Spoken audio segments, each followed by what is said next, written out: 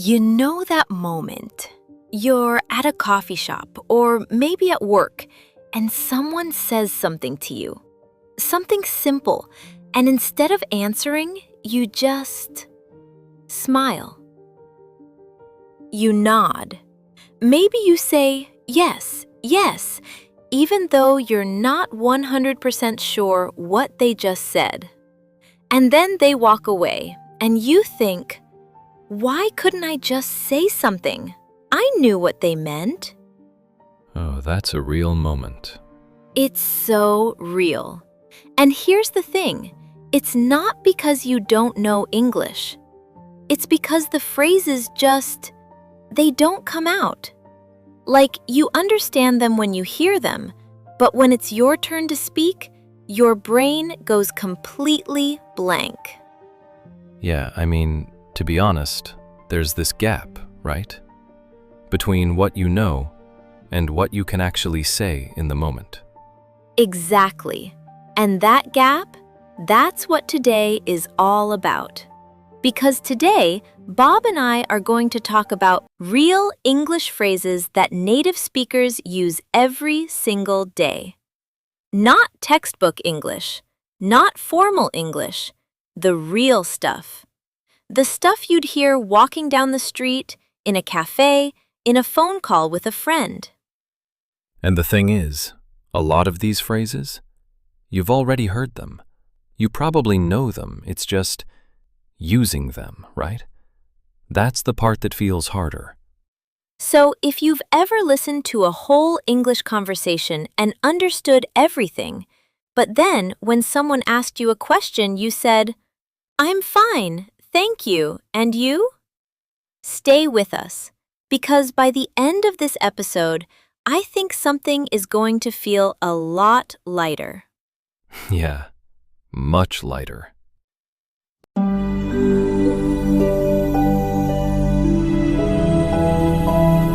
Okay, so Bob, let's start with something really honest, because I think a lot of people listening right now feel this one. When you're learning English, there's this idea that you need to speak in perfect, complete sentences. Like every time you open your mouth, it should sound like a speech. Yeah, and it doesn't work like that. Like even native speakers, we don't talk in full sentences. We say things like, pretty much, or, I don't know, kind of, or just, yeah, no. Which doesn't even make grammatical sense if you think about it. Yeah, no, yes. I say that constantly. It means what, Bob? What does yeah, no mean? It means no, but in a soft way. Like, yeah, I hear you, but no. It's completely illogical, and yet everyone understands it immediately. That's the thing, though. A huge part of everyday English is phrases like that. They're not logical. They're not in any grammar book. They're just what people say. And that's exactly why learners feel stuck sometimes. Because you study grammar, you study vocabulary, and you're actually really good. But then a native speaker says, "I'm all set, thanks." And you think, what does that mean? All set? All set for what? It's like a secret code that nobody told you about. And honestly, I think about this a lot. Because I lived abroad for 2 years, and I had to learn another language. And I remember the exact same feeling. I knew words, I knew grammar, but the phrases, the real everyday phrases, those took so much longer. Because nobody teaches you those. You just absorb them, slowly. Slowly, which is completely okay. And that's why this episode exists, to speed that up just a little bit. Just a little bit. And here's something I really want you to hear. The reason you feel nervous speaking English is not because your level is low. It's because you haven't heard enough of these phrases in a relaxed, comfortable way. So today, we're going to fix that. Okay, Bob, so I know you have a story about this, about phrases, about the moment you realized how many phrases are just floating around in everyday English that nobody explains. Yeah, okay. So this was maybe 6, 7 years ago? I had this new job, first week, and I'm in a meeting with my whole team. Big meeting. And after it ends, my boss walks over to me and says, "So, what did you think? You good?" You good? Love that one. And I said, "Yes, I am good." Just like that. Very formal, very stiff. And she kind of smiled and walked away, and I thought, why does that feel wrong? Because you good isn't really asking if you're healthy. No, it's more like, are you okay? Are you settled? Do you have any questions? It's a warm check-in. And the natural answer is just, yeah, totally. Or, yeah, all good. Not, yes, I am good. Which, okay, that's a perfectly correct sentence. Perfectly correct. Grammatically beautiful. But it doesn't land the same way, right? It doesn't. And that's what I mean. There's so much of everyday English that's about how it sounds, not just what it means.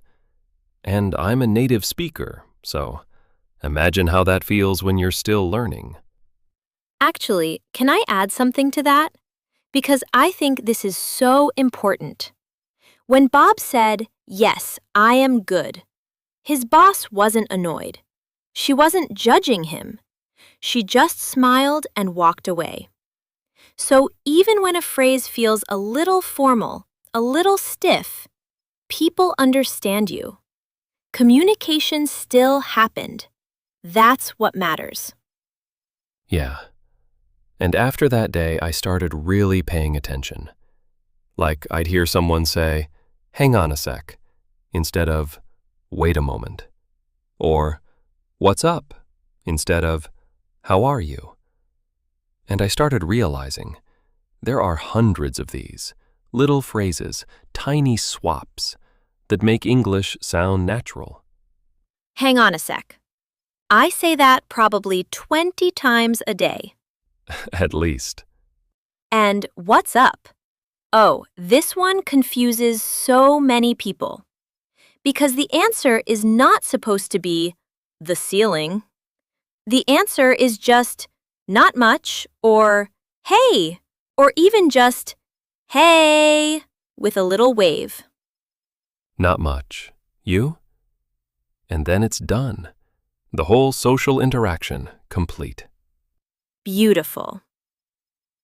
Okay, so Bob, that moment in the meeting, did it change how you started speaking after that? Yeah, kind of. I started listening more carefully. Not just to what people said, but to how they said it. And I ended up writing down phrases, like in my notes app. Just little things I'd hear. Sounds good? I'll let you know. No worries. My bad. My bad. That's such a good one. It's so good. 2 words means I made a mistake and I'm acknowledging it, and it's totally casual and we can all move on now. Versus I sincerely apologize for my error. Which also works. But my bad feels so human. It does. It feels like a real person said it. And that's what we're going for today. Sounding like a real person, not a textbook, not a robot.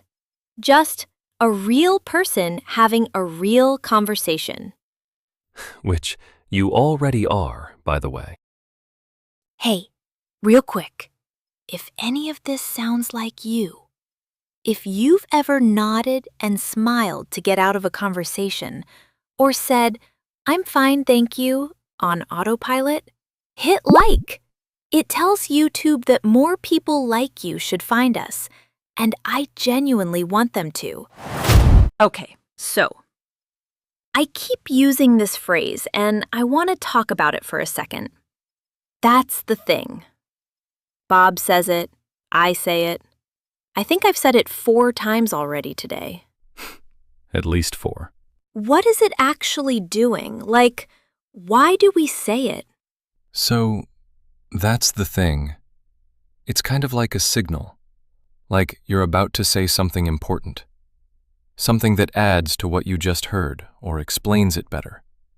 Like, I want to go, that's the thing. I just don't have time. Yes, it's like a soft but, a way of adding nuance without being blunt. I love that. You can just drop it in anywhere. And nobody questions it. It just sounds natural. That's the thing. Honestly, use it tomorrow, in any conversation. It buys you a second to think, and it makes you sound incredibly natural. You know what else? You said kind of earlier, like multiple times. I say kind of constantly. And so do I. It's kind of hard. I kind of want to. That's kind of what I meant. It softens everything. It's a softener.